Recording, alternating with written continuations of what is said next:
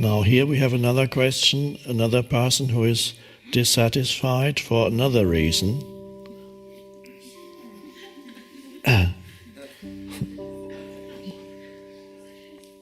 I'm on a path of awakening, but my deep loneliness at not having a life partner is an obstacle to my spiritual development.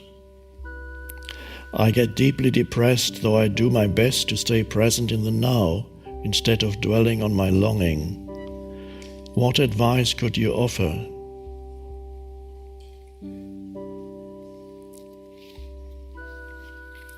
Okay.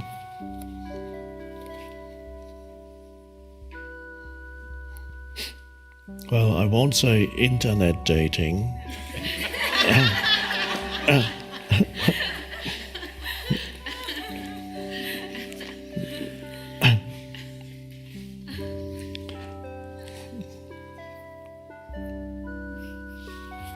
There's a part in every person, the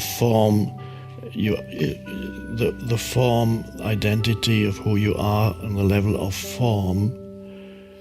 It tends either towards the male or the female.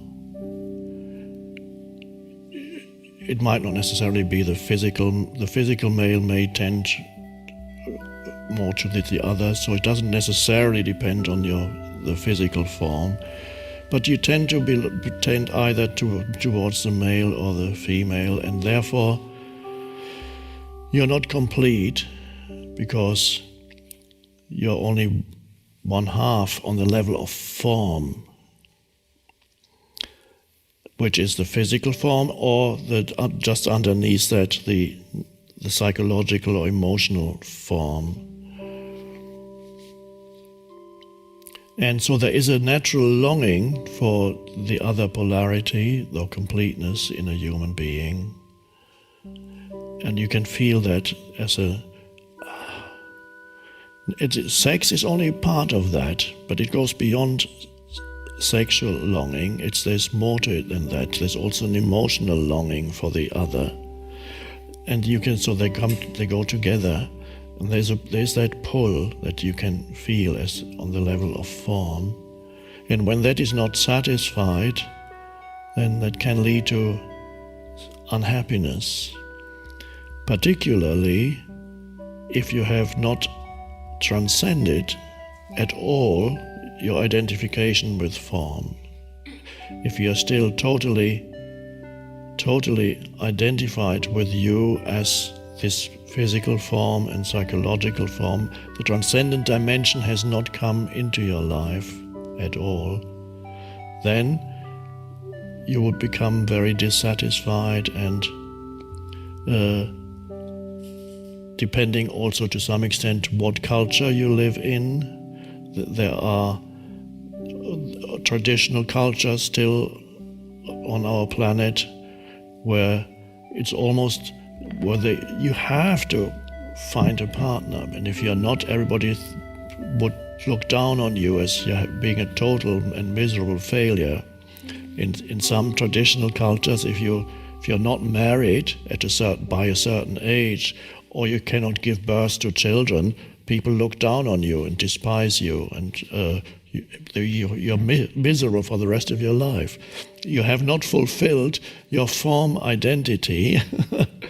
And also in some traditional cultures, the sense of self is very strongly bound up with whether you're a man or a woman.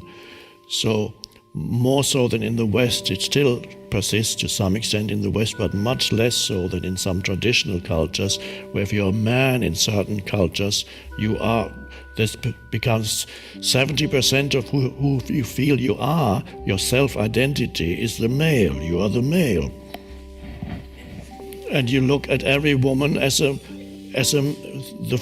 female. You can't relate to a woman as a human being.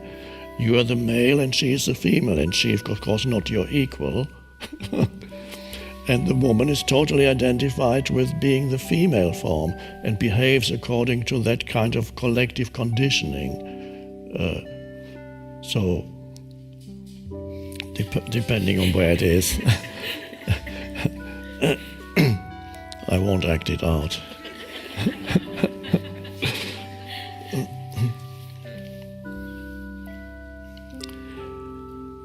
But here in the West, it's a little easier to step out of those collective expectations. It is more acceptable in the West to say, my choice is not to get married. And you can even say, my choice is not to have children. And people say, okay. So there's a bit more freedom there.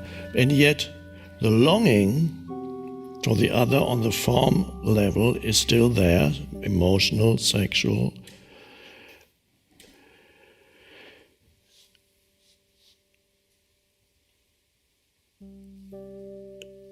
The essence is to be able to transcend who you are on the level of form. Whether or not you find a partner that meets that longing, or whether you go from one partner to another and another, or you find one life partner with whom you're for the rest of your life, that is secondary really, because even if you have a partner, if you have not gone deeper and encounter the transcendent dimension to who you are beyond the form identity of you as the male or the female or whatever the nationality or the particular status in society, whatever makes up your form identity in addition to gender, if you haven't gone beyond that, then even the relationships, yes, you might have found your partner, but you won't be satisfied in the relationship in the absence of the transcendent dimension, the spiritual dimension. You may come to some kind of compromise and living together, somehow managing to stay together, but you have a longing to get out.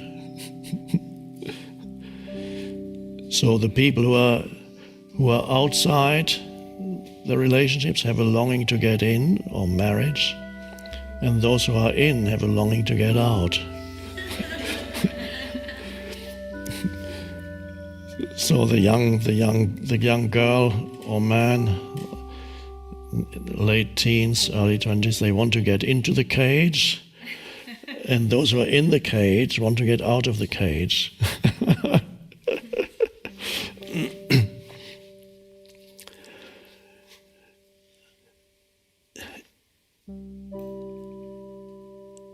It is quite possible to notice the sense of, if in the absence of a partner, it is quite possible to notice a certain sense of lack on the level of form, and yet have a lot of spaciousness around that sense of lack. Yes, I can feel that there is a longing, but the longing does not consume you. The longing has not taken possession of you and making you into an unhappy person, a totally unfulfilled and bitter person, perhaps. No, the longing is there, but the longing that arises from your particular form of you exists within a spaciousness, because that is the transcendent dimension. And who you are is not the unfulfilled longing. Who you are is the presence or the stillness around it. That is the shift. So the longing may persist, but you can live with it. However, if you are no longer trapped in the longing, it's also quite possible that a change will come into your life. Particularly if the intense neediness goes, I need somebody. And then everybody you meet can feel the neediness. When you've given somebody your phone number, you've just met, and then you're waiting for them to call. And they're less likely to call when the neediness is there. they're more likely to call when a certain spaciousness is there. I'd love you to call, I'd love this person to call me, but he may or she may or may not. And there's again a spaciousness around it. So, of course you can take action towards meeting somebody. I don't know whether the questioner has taken any action and actually gone to places perhaps where one meets people, and not necessarily nightclubs. We might not meet the most conscious people in bars. But there are other places one can go to where you meet people, and even the internet. Why not? This is the way many people meet that way. But even there, if you haven't gone beyond the absolute neediness of needing somebody, then it's less likely to work out for you. But if you have that sense of some inner spaciousness around the longing, then the way in which you approach others changes without that absolute, that pull. So that's my suggestion then, is see if you can, on the outer level, see how and where you could meet people and explore. Perhaps you will find somebody here or there.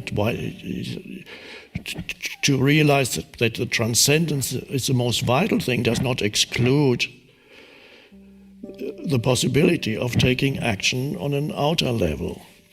Of course, that is always secondary, but why not?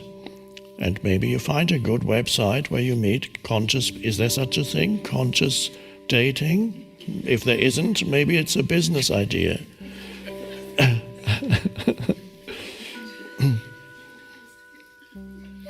Conscious dating.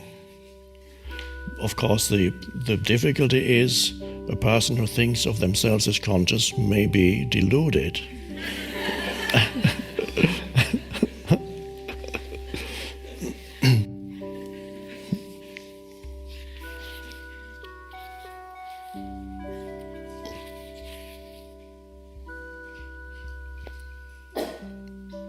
So find that place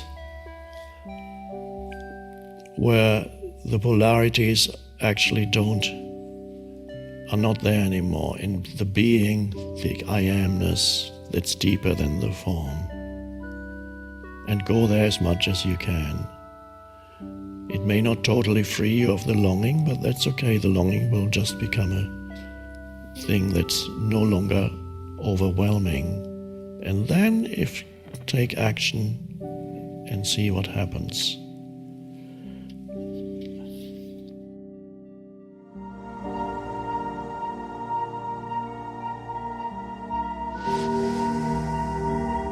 This mind-made sense of self is also much more focused on the negative than the positive. To be free, you awaken to who you are beyond your history and your life situation.